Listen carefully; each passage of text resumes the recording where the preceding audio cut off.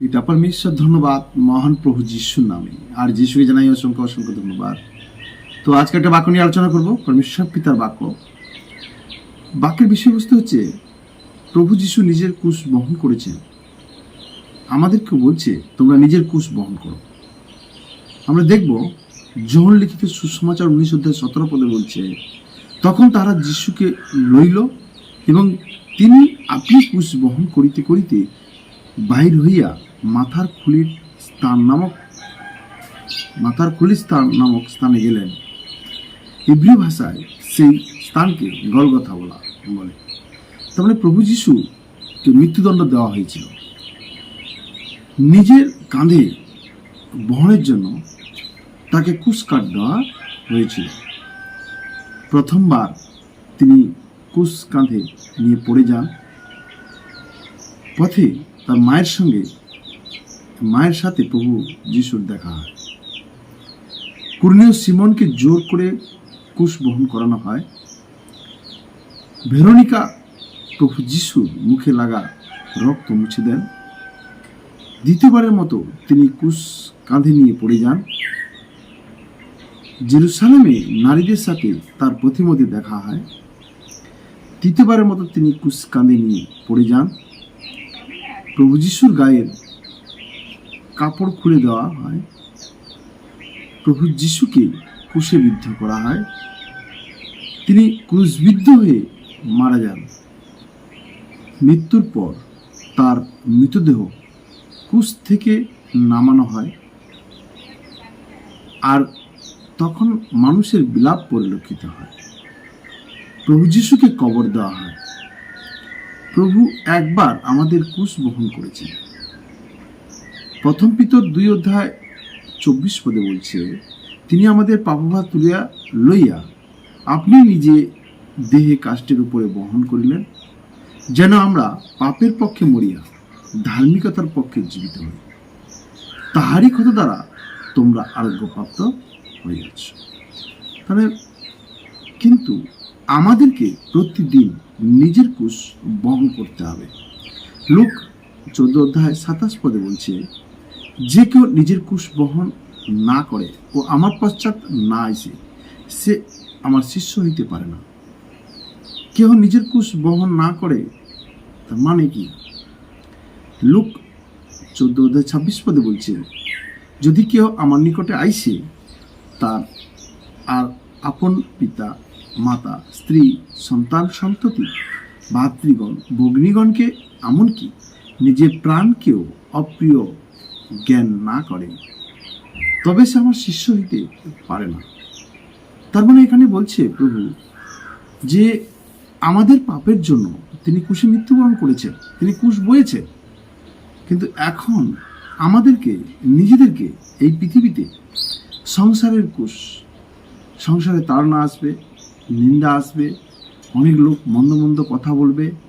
এমনকি আজকে মানুষকে কি করছে, এক ঘরে করে দিচ্ছে, কত রকম যাতনা দিচ্ছে, যন্ত্রণা দিচ্ছে, কাউকে জল নিতে দিচ্ছে না, কোথাও কিছু করতে দিচ্ছে না।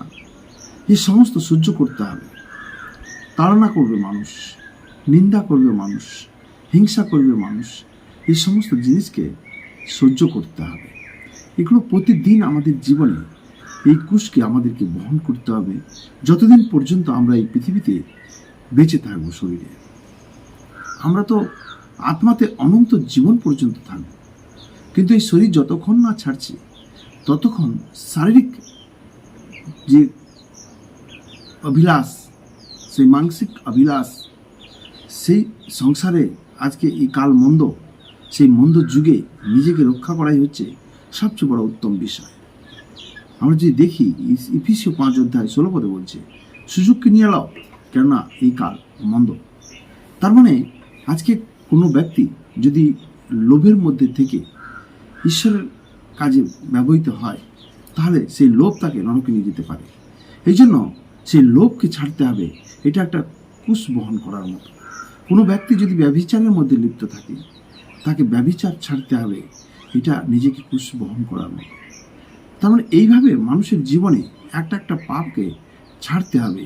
আর প্রভু যিশুর যে ক্রুশ বয়েছে আমাদের পাপের জন্য, আমাদেরকেও সেই আমাদের নিজেদের পাপের থেকে রক্ষা হওয়ার জন্য বা রক্ষা পাওয়ার জন্য নিজেদেরকে সেই ক্রুশকে বহন করতে হবে প্রত্যেক দিন। কারণ এই যুগটা মন্দ, এই যুগে মানুষ আজকে হিংসা, ঝগড়া, মারামারি, ব্যভিচার, ঘৃণা, মানুষ আজকে কত রকম দুর্নীতির মধ্যে ফেসে যাচ্ছে। কিন্তু আমাদেরকে সেই প্রভু যিশুকে পরিধান করতে হবে, নিজের ক্রুশকে নিজেকে বহন করতে হবে। এই সমস্ত দিক থেকে আমাদেরকে কি করতে হবে না, এই কাল মন্দ সমস্ত দিক থেকে আমাদেরকে কি করতে হবে না, সঠিক থাকতে হবে। আজকে কোনো ব্যক্তি যদি যিশুকে জানার আগে সে ব্যভিচার পাপে লিপ্ত ছিল, এবারে সে যিশুকে জানার পরেও মানসিক অভিলাষ চাহিদাকে মেটানোর জন্য হয়তো সেই কাজকে করছে, কিন্তু সেই কাজকে ছাড়াটা হয়তো কষ্টের বিষয় হচ্ছে, কিন্তু সেটাকে ছাড়তে হবে। আর সেটাকে ছাড়া বলছে নিজের ক্রুশ বহন করা। কোনো ব্যক্তি হয়তো অ্যাশ আরামের মধ্যে ছিল, কিন্তু যখন তাকে জগতের তাড়না, নিন্দা আসছে, তখন তাকে কষ্ট সহ্য করতে হচ্ছে। আর সেই কষ্টটাকে সহ্য করা হচ্ছে ক্রুশকে বহন করা। কোনো মানুষের মধ্যে হিংসা ছিল, সেটাকে ছাড়তে হবে। কোনো মানুষের মধ্যে রাগ ছিল, সেটাকে ছাড়তে হবে। সেটাকে নিজের ক্রুশ প্রতিদিন নিজেকে বইতে হবে। আমরা যদি একটা পদ দেখি, প্রথম 2 কোরিন্থীয় 13:5 বলছে, আপনাদের পরীক্ষা করে দেখো তোমরা বিশ্বাসে আছো কিনা। কেন পরীক্ষা করে দেখতে বলছে? কারণ আমরা আগে আদমের স্বভাবের ছিলাম, আমাদের মধ্যে অনেক পাপ ছিল, কিন্তু আমরা যখন প্রভু যিশুকে উদ্ধারকর্তা হিসাবে আমাদের স্বীকার করলাম, প্রভু যিশুই আমাদেরকে পরিত্রাণদাতা হিসাবে স্বীকার করলাম, তখন আমাদের মধ্যে সমস্ত পাপের ক্ষমা হয়ে গেল। আর যেন সেই আদমের স্বভাব আমাদের মধ্যে না থাকে। আজকে যদি কোনো ব্যক্তির মধ্যে এখনো সে আদমের স্বভাব আছে, তাহলে সেই ক্রুশকে নিজেকে বহন করতে হবে।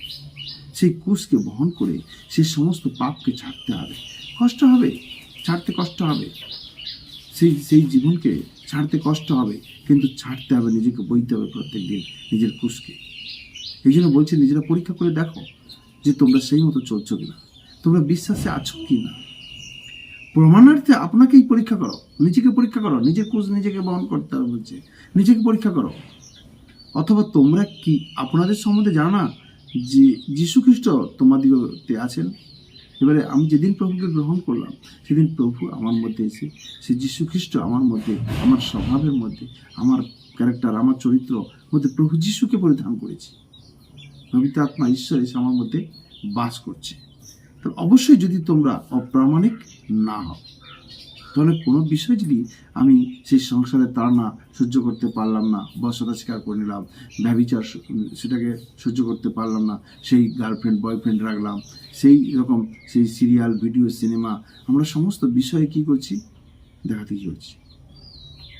তখন ঈশ্বর আমাদেরকে একবার সঠিক করে এখান থেকে তুলতে চাইছে, যাতে আমরা নিজেদের ক্রুশ নিজেকে বহন করি।